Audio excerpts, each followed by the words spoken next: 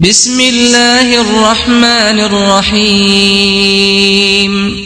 الحمد لله والصلاة والسلام على رسول الله، وبعد. حياكم الله أيها الأحبة الكرام على مائدة القرآن وفي طاعة الرحمن سبحانه جل وعلا. وهذا هو الدرس الرابع من دروس التجويد برواية ورش عن الإمام نافع، وهذا الدرس بعنوان مراتب تلاوة القرآن الكريم. لتلاوة القرآن الكريم 3 مراتب، وهي عندنا 3 مراتب أيها الأحبة. في مرتبة يعني قراءة اسمها أو مرتبة اسمها مرتبة التحقيق، قراءة متأنية مثل المصحف المعلم كده للشيخ الحصري رحمه الله: الحمد لله رب العالمين الرحمن الرحيم. مثل ايه هذه؟ يعني عشان الطالب لما يسمع الشيخ يستطيع ان هو يردد معاه حروف القرآن الكريم. وفي مرتبة اسمها الحدر، قراءة سريعة زي لما بنسمع كده أئمة التراويح في رمضان، نسأل الله عز وجل أن يبلغنا وإياكم رمضان، يقرأ الشيخ بالحدر عشان يختم القرآن في رمضان، فتلاقيه مثلا يقرأ الحمد لله رب العالمين الرحمن الرحيم مالك يوم الدين، هكذا. وفي مرتبة اسمها التدوير. التدوير دي بقى لا هي متأنية قوي ولا هي سريعة، يعني بين الاثنين. والترتيل طبعا الترتيل بيتبع ال3 مراتب، وهناك من يجعل الترتيل مرتبة خاصة وبيجعل يعني بيجعل مراتب التلاوة ديت 4 وليس 3، ولكن هذا هو الراجح انهما 3، والترتيل ده ثابت مع جميع المراتب. طيب نشوف الكلام العلمي. التحقيق هو إعطاء الحروف حقها. طبعا حقها قلنا قبل كده عندنا في حق الحرف وفي مستحق الحرف. حقه زي مخرجه اللي بيخرج منه، والمستحقه زي صفاته صفات الحرف والكلام ده. طيب يبقى حقها من إشباع المد. في عندنا مد 6 حركات في الإشباع، مثلا ورش بيقرأ بإشباع المد المنفصل متصل مثلا، ما ينفعش انك انت تمده 4 تتوسط فيه او تكسر فيه، لازم المد تمده بالمقدار المعروف بتاعه، مد عارض للسكون وهكذا. وتحقيق الهمز وإتمام الحركات، الفتح والكسر والضم، والقراءة بكل تؤدة وتمهل واطمئنان، ويسميه بعضهم الترتيل. المرتبة الثانية وهي الحدر، وهو إدراج القراءة وسرعتها مع مراعاة أحكام التجويد.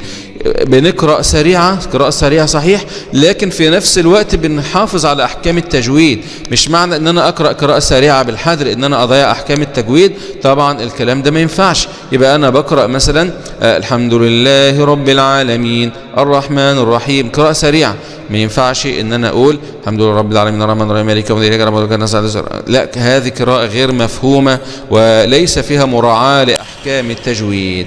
المرتبة الثالثة وهي التدوير، وهو متوسط بين التحقيق والحدر مع مراعاة أحكام التجويد، يعني لا هي بطيئة قوي ولا هي سريعة، بين الاثنين.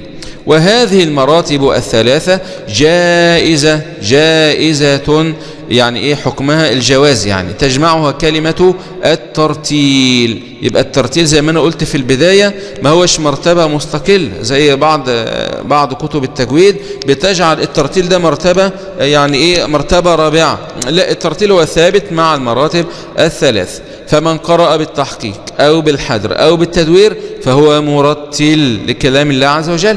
ولا يخفى أن القارئ عند الإسراع يأخذ بأكثر أوجه المد الجائزة. يعني لو في مثلا عندنا مد فيه 2 و4 و6 في المد، يجوز ان انا اقرأ مثلا بالقصر حركتين، او مثلا بالتوسط 4 حركات وهكذا. ده في حالة القراءة بالحدر يعني. ويصل كثيرا وتقل أوقافه بالنظر إلى المرتبة الأولى التي يأخذ فيها بأطول الوجوه. يعني الكلام ده اللي بيقرأ بالحدر مش لازم بقى أنه يقف على كل وقف في القرآن الكريم، لو قرأ بالوصل فهذا بيكون أفضل بالنسبة له، عشان ده بيساعد معاه في استغلال الوقت. فائدة: قال سيدنا عبد الله بن مسعود رضي الله عنه عن كيفية قراءة القرآن، ويعني ركز في هذا الكلام. قال رضي الله عنه وأرضاه: لا تهزوه هز الشعر، ما تبقاش قراءتك كده زي قراءة الشعر.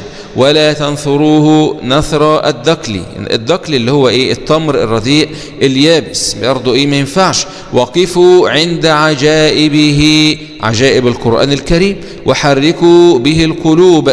ولذلك الله عز وجل يقول: إنما المؤمنون الذين إذا ذكر الله وجلت قلوبهم وإذا تليت عليهم آياته زادتهم إيمانا. اللهم اجعلنا منهم وعلى ربهم يتوكلون.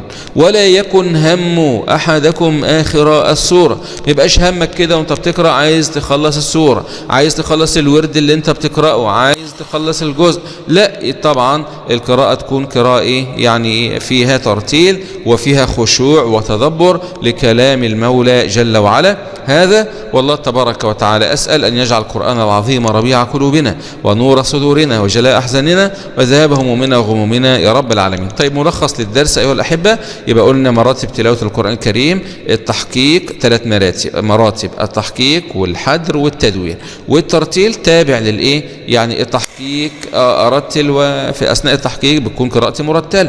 الحدر برضو الترتيل، التدوير معه الترتيل، لأن الترتيل هو يعني معناه بيناه في الحلقة الأولى، ممكن نرجع للحلقة الأولى تاني ونحفظ الأثر اللي ورد عن سيدنا عبد الله بن مسعود رضي الله عنه وارضاه. ودرس القادم إن شاء الله هيكون عن يعني حول التعوذ والبسملة، أحكام الاستعاذة وأحكام البسملة إن شاء الله تبارك وتعالى. سؤال الحلقة وأرجو أن نجيب عليه إن شاء الله تبارك وتعالى في التعليقات. وإن شاء الله أيها الأحبة في نهاية هذه الدورة اللي ربنا يسر ونخلصها قبل رمضان إن شاء الله، وأنا قصدت أن أنا يعني أدرس هذه الدورة قبل مجيء رمضان، حتى في رمضان نكون على علم بأحكام التجويد ونقرأ تلاوة صحيحة إن شاء الله تبارك وتعالى. سؤال حلقة اليوم، ونجمع الأسئلة ديت عشان في النهاية هضع اختبار استمارة الاختبار إن شاء الله، وأعطي إجازة في دراسة أحكام التجويد، يعني دراسة نظرية وليس عملية إن شاء الله تبارك وتعالى. القراءة العملية طبعا اللي بيقرأ معايا على على الخاص، وده له نظام تاني. طيب، سؤال الحلقة: اذكر مراتب القراءة وتعريف كل مرتبة. هذا والله تبارك وتعالى أسأل أن يوفق الجميع لما يحب ويرضى، وأن يأخذ بناصيتنا للبر والتقوى. والسلام عليكم ورحمة الله وبركاته.